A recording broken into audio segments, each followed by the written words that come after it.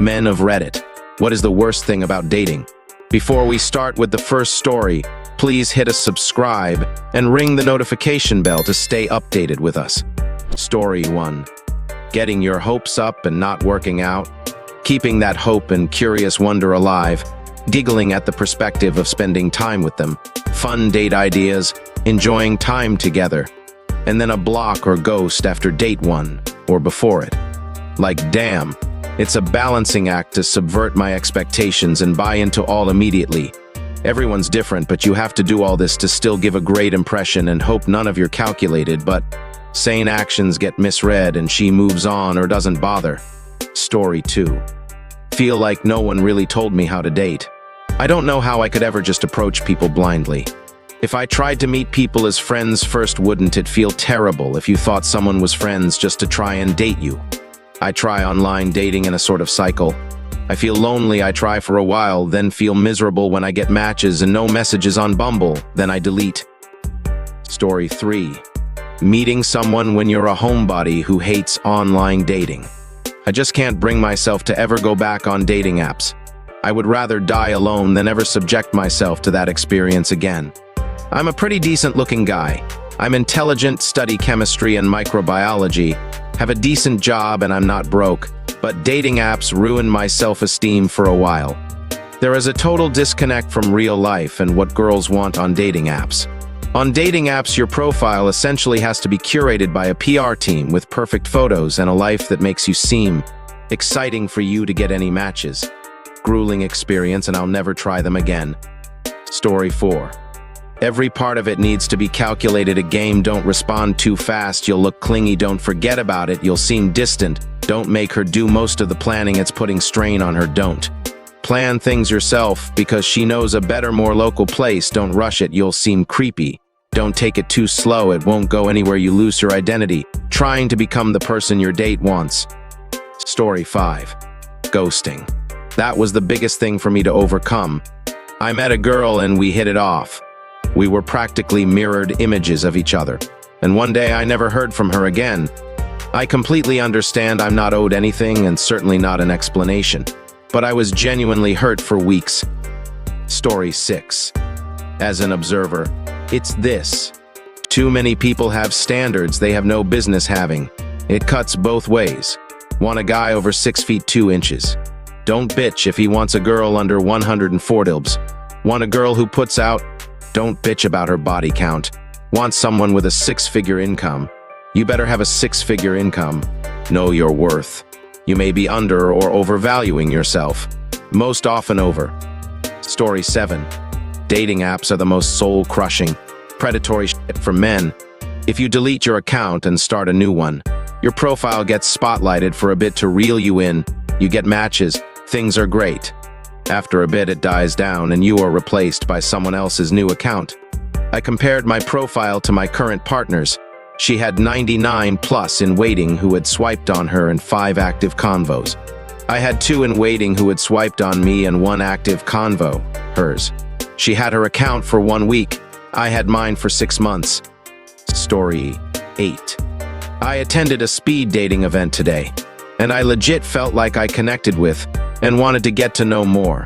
11 out of the 16 women present there. You're asked to rate if you'd want to match with the women present on a scorecard. And after midnight, you're sent the results. 6 mins ago, I found out I had 0 matches yet again. I'm just tired. Story 9. The dating apps are brutal. Everyone's trying to date up, and something like the top 5% of women get 99% of the messages. If you're an average dude, it can seriously detrimental to mental health. Creating a profile is high anxiety. Do I be cool? Quirky? I'm successful? Do I keep that out? I don't like pictures of myself. I don't like pictures, so my pictures suck. Do I pose for picture? Etc. The anxiety of dating apps builds like crazy. The women I'd meet in person versus who were interested in me on dating apps was completely night and day. Then there's the dating aspect of it. Pretty women have a lot of options, especially with the dating apps. So even if they weren't ghosting, a lot of stress about where you actually sit in their lives. Dating is casual and non-committal today. which was fun when I was younger, but as I got older and wanted to settle down, it was frustrating. Luckily, I'm happily married now, but I remember the bad days. Story 10. Dating unsuccessfully. Being used for free meals. Being ghosted while having no idea why. Having a bad first time.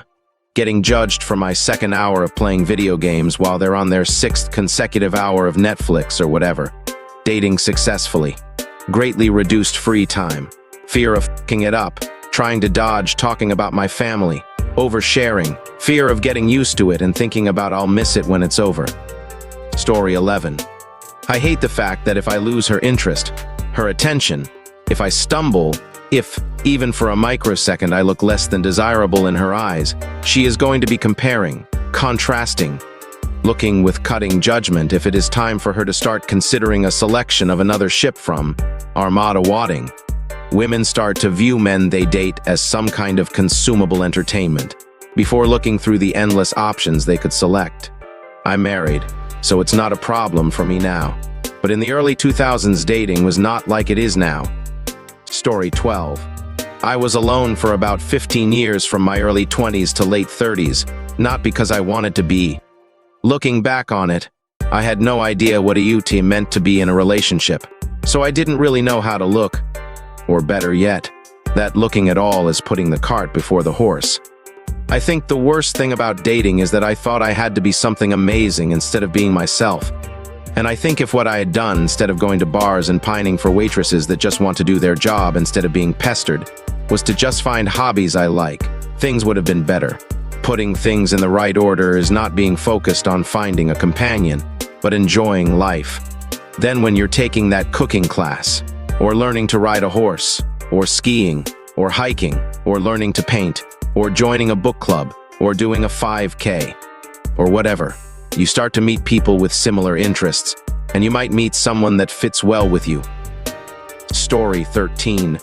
We're expected to be able to confidently chat up women in a way that makes them interested in us, but also not be creeps or scare them because some strange guy decided they look hot. We meet a girl at school or work or whatever, and if it's not painfully clear she's interested immediately, we run the high risk of being seen as a friend rather than a romantic interest. If we attempt to pursue romantic interest, and they're not into it now, we're creeps, and we have to see them all the time. I have had plenty of dates with plenty of women, but I'd objectively say that anything I did to get them could easily be construed as creepy or scary if they weren't attracted to me. And I don't know whether they're attracted to me until I take my shot. Women seem to respond well to confidence, but confidence is largely faked for quite a while until you've had enough successes that you actually start to feel it. I'm honestly shocked I dated as much as I did and never managed to get married. Story 14. I'm dating at 30. It would be nice to feel valued and desired in some way. Making the first move, voicing thoughts, being upfront. I'd like some help. Can we acknowledge a few catch-22 seconds about dating now? Women have rightly expressed that they don't want to have men constantly harassing them. Closest I've experienced this is being asked out at a gay bar or had advances by men. It's not always easy to navigate that, so I can respect wanting to be left alone. On the flip side, what's the alternative? How do we meet you in a setting that would be appropriate to make an advance? What are the avenues? If we don't take a chance, we won't know. If we do take a chance, we are being obtrusive. Generally, I'm a social person that is a part of a couple groups, but the more a place becomes a community, the less it feels appropriate. Dating apps suck. We can both agree on that. We have different experiences, so they don't suck in the same way. Can we acknowledge that?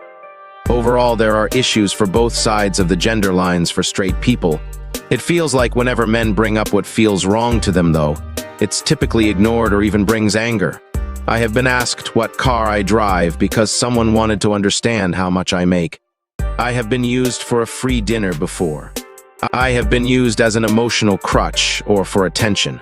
All of these things suck, and I'd rather just be with someone I felt comfortable with and could grow a life with. Story 15. Probably the amount of work you have to put in to actually get a date. Women don't generally talk to men for no reason, and don't want to be approached in random places like on the street or at the gym. You have to be in an explicitly social place, which also means you have to find a social space that's accepting of men, but still has a significant proportion of women. You've done that. Good. Now you have to do the weird thing where you get to know the girl and try not to seem like you're only doing it to flirt, but also try not to seem too aloof and disinterested. Then, ask her out at exactly the right time. Too early, you'll reframe every previous interaction as a disingenuous attempt to sleep with her. Too late, she'll already only see you as a friend. BTTTU, most women will reject you regardless. It's fine. They have a right to be picky. But it kinda sucks that if that happens, things get really awkward between you two and you can't really be friends anymore. Alright folks, that's a wrap. If you like more of this, please hit a thumbs up and subscribe to the channel. You can also share your thoughts in the comment below. I'll see you in the next video.